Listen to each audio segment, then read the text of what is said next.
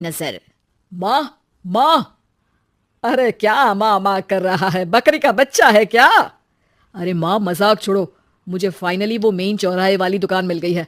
अब देखना, आपका बेटा दुगनी स्पीड से पैसा कमाएगा। ओफो, ये क्या? मेरी ऑनलाइन मेकअप क्लास चल रही है, इतनी जोर से क्यों बोल रहे हो आप दोनों? अरे मेरी धर्म पत्नी जी, मेकअप क्लास बाद में करना, वो चौराहे वाली दुकान मिल गई है हमको। अरे वाह, रुको मैं अपनी माँ को फोन लगाकर बता देती हूँ। अरे मैं भी अपने रिश्तेदारों को बता देती हूँ, कितनी खुशी की बात है। हाँ हाँ, मैं भी अपने दोस्तों को बता देता हूँ, 1 हफ्ते बाद रजिस्ट्री है।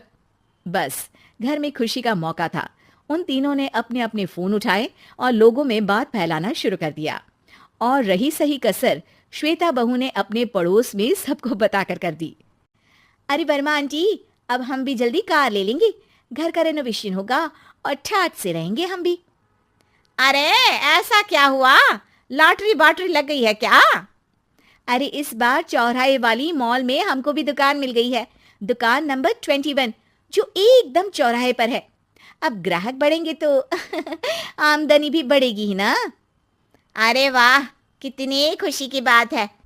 मैं बहुत खुश हूँ तुम्हें इतना खुश देख के। बाकी एक बात कहूँ, सबको मत बताते फिरना, किसी की नजर लग जाएगी तो खुशी की खबर वापस लौट जाएगी। हैं? ऐसे थोड़ी ना होता है, अब डरा रही हो। अरे सही कह रही हूँ, काली नजर कहते हैं इस चीज को, जब आप किसी को कुछ बताओ और वो काम बिगड़ जाए। अरे लेकिन मैं तो। तुमने सबको बता दिया ना? हाँ, फोन लगा लगा के। अब बच के रहना, काली नजर बड़ी खतरनाक होती है। श्वेता इतनी खुश रहती है कि वो वर्मा आंटी की बात पर ध्यान ही नहीं देती, जबकि पड़ोस में और भी लोगों से खुशी की खबर शेयर करती रहती है। अगले दिन राजेश बहुत दुखी होकर घर आता है। अरे बेटा क्या हुआ, मुंह क्यों सूजा हुआ है, मधुमक्खी ने काट लिया क्या? माँ, वो दुकान किसी और के पास चली गई, किसी ने ज्यादा भाव लगा दिया। अरे पर बात तो आपसे हुई थी ना उस दुकान वाले की। हाँ, आज मैं टोकन अमाउंट देने गया था, तब मुझे पता चला कोई आकर सुबह मुझसे पहले ही ज्यादा अमाउंट दे गया। काली नजर। क्या? क्या कहा? वर्मा आंटी ने समझाया था कि किसी को बताना मत, वरना काली नजर लग जाएगी। अच्छा, तुम्हें उनकी बात मान लेनी चाहिए थी। उनकी बात मान लेती, लेकिन उसके पहले ही सबको बता चुके थे ना हम तीनों। अरे अगली बार से ध्यान रखेंगे, कोई भी नई चीज होगी तो किसी को नहीं बताएंगे। तीनों कुछ दिन ऐसे ही रहते हैं, पर एक दिन श्वेता को एक मेल आता है। राजेश, मेरा ऑनलाइन मेकअप कोर्स कंप्लीट हो गया, अब मैं खुद का पार्लर खोल सकती हूँ। अरे वाह, अपने मोहल्ले में ही खोलते हैं, ये जो घर के सामने दुकान है ना वहीं। हाँ, यहाँ सस्ती भी मिल जाएगी। अगले दिन श्वेता वर्मा आंटी के पास जाती है मिठाई का डब्बा लेकर। अरे आओ आओ, कैसे आना हुआ? जोर से नहीं बोलूंगी, वो सामने वाली दुकान है ना, वहां मैं अपनी पार्लर की दुकान खोलने वाली हूँ, उसकी मिठाई है। अरे वाह, बहुत बधाई हो तुमको। हाँ, मैं कमाने लगूंगी तो राजेश पर पूरे घर का बोझ नहीं रहेगा ना आंटी जी। ये तो है, पर ये बता कि तूने ये बात किसी और को तो नहीं बताई ना? अरे नहीं नहीं, पिछली बार गलती कर दी थी, काली नजर लगी किसी की और राजेश के हाथ से वो दुकान चली गई थी। सबको मत बताना। चलो मैं चलती हूँ, कल दुकान की बात करने भी तो जाना है। अगले दिन श्वेता दुकान के लिए मालिक से बात करने जाती है। अरे लेकिन दुकान तो हम कल रात को ही किसी को दे चुके हैं। कल ही? हाँ कल ही, 2 दिन बाद कोई यहाँ पार्लर भी खोल लेगा, आप कहीं और दुकान देख लीजिए। अरे पर हमको भी तो पार्लर ही खोलना था। हाँ भाई, ये एक ही दुकान है, आधी आधी तो नहीं दे सकता ना मैं। राजेश और श्वेता घर पर हताश होकर आ जाते हैं। इस बार तो किसी को बताया भी नहीं था, अब किसकी काली नजर लग सकती है? सुनो, तुमने माँ को बताया था क्या?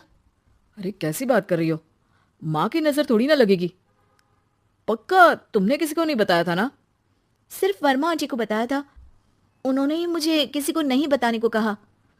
अरे यार तुम भी सही हो, मेरी माँ को नहीं बताने को कह रही हो, पर वर्मा आंटी को बताना तुम्हें जरूरी लगा। अरे वर्मा आंटी ने ही तो काली नजर के बारे में बताया था ना, वो हमेशा हमारा भला ही तो चाहती हैं। मेरी माँ भी हमारा भला ही चाहती है। अरे पर चिल्ला क्यों रहे हो, बात नहीं कर सकते क्या आराम से? नहीं आता आराम से बात करना, और करना भी नहीं चाहता हूं मैं। दुकान जाने का दुख गुस्से में बदल गया था और राजेश और श्वेता में बात बंद हो गई थी। 2 दिन बाद मोहल्ले में पार्लर का इनॉग्रेशन हुआ, जिसमें मोहल्ले के सभी लोगों को बुलाया गया, पर श्वेता, राजेश और माँ नहीं जाते। माँ, अंदर आ जाओ, क्या देख रही हो? अरे नया पार्लर देख रही हूं अपने आंगन से। देखो, माँ को दूसरे का सुख देखने में कितना मजा आ रहा है। मेरा दुख नहीं दिख रहा इन्हें। यहाँ मेरा पार्लर भी तो हो सकता था। अरे चुप रहो यार, हर बात में लड़ाई क्यों ढूंढ रही हो? राजेश और श्वेता फिर बहस करने लगते थे। तभी माँ ने दोनों को बाहर बुलाया। अरे जरा देखो तो, दुकान चलाने वाले का बोर्ड पर नाम क्या लिखा है?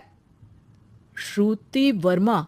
गाड़ी निकाले बेटा, हमें कहीं जाना है। काली नजर का इलाज कराने? राजेश अपनी बाइक निकालता है। तीनों ट्रिपलिंग कर रहे हैं। माँ राजेश को उस मॉल वाली दुकान पर लेकर जाती है जहां राजेश अपनी दुकान खोलने वाला था। यही दुकान लेना चाहता था ना तू? हाँ, पर इनको भी दुखी करने लेकर आई हो क्या यहाँ पर दुकान दिखाकर? वहां काफी नहीं था? अरे श्वेता, थोड़ा सब्र रख, अभी पता चलेगा कि हम यहाँ क्यों आए हैं। बता, इस दुकान चलाने वाले का नाम क्या है? अनुपम वर्मा। कुछ समझ में आया? वो दुकान वाली श्रुति वर्मा, ये दुकान वाला अनुपम वर्मा, और हमारे पड़ोस में हमने उस दुकानों के बारे में बताया किसको था? वर्मा आंटी को। मतलब वर्मा आंटी ही हमारा काम बिगाड़ रही है? नहीं नहीं, ऐसा नहीं हो सकता, ये बस इत्तेफाक है। राजेश अपना फोन निकालता है और श्रुति वर्मा और अनुपम वर्मा के नाम फेसबुक पर सर्च करता है, जहां ये दोनों ही वर्मा आंटी के रिश्तेदार होते हैं। श्वेता को समझ में आ जाता है कि वर्मा आंटी की ही नजर काली नजर है। अब क्या करना है? कोई भी खुशी की खबर हो तो काली नजर से बचना है, यानी वर्मा आंटी से बचना है। अरे पर मुझे ये समझ में नहीं आया कि वो हमारे साथ ऐसा क्यों करेंगी? अरे बेटा, एक सीख है, दूर के आदमी को आपकी तरक्की से कम परेशानी होगी, पड़ोसी को ज्यादा। दोनों माँ की बात में हामी भरते हैं और अगला काम चुपचाप करने की कसम खाते हैं, ताकि आगे से वर्मा आंटी कोई काम ना बिगाड़ सके।